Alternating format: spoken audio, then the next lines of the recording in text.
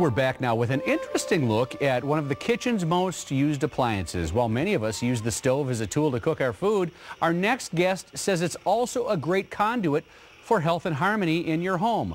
Feng Shui expert Carole Hyder is here to explain. Hello, Carole. Good morning, Bob. I need you to explain this one, because what is it about the stove that acts as such a conduit? It's connection to fire. Oh, okay. And fire is how you cooked your food. And of course, if you had good food, you would be healthy.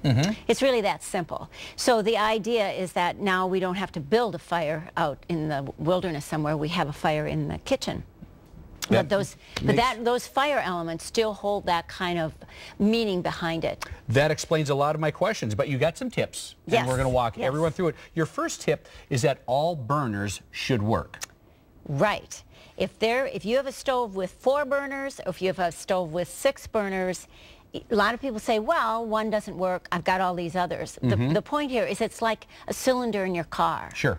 So if one of your cylinders isn't working, sure, you can still drive your car, but it's not the optimum. Yeah. So you want to keep them working. And your next tip, use all burners. Don't keep something stored on one at all times. A lot of people do that. A lot of people do that. A lot of people do like that decorative little teapot, or sometimes people don't have room. Like they put their big cast iron kettles and they just keep them on the stove, on the burners.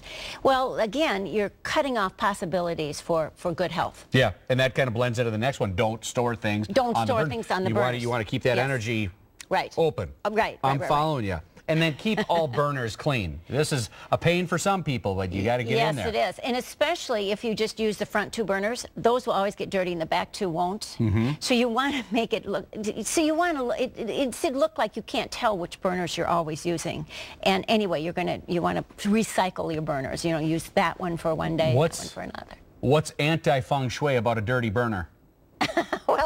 Well, you see, it's that aesthetic look at this point. See, I would feel like a dirty burner meant one that's in use and contributing to the positive food preparation. Yes, Rob, we could go there.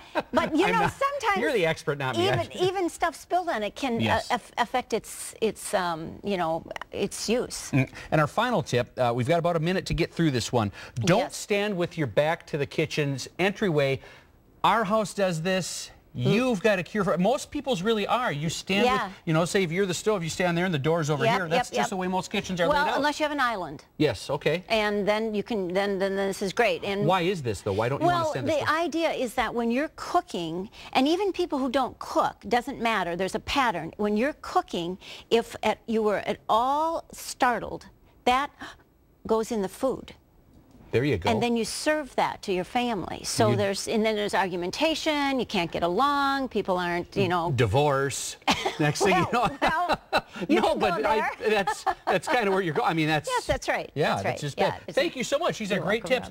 Things, again, that I never would have thought of. See? Stick with me. I know. You are the expert. Come back again soon. I will. You look great, by the way. Thank you. For more information on Carole or her upcoming Feng Shui classes, just check out showcaseminnesota.com and click on the Tuesday link. We're going to wrap things up when we return.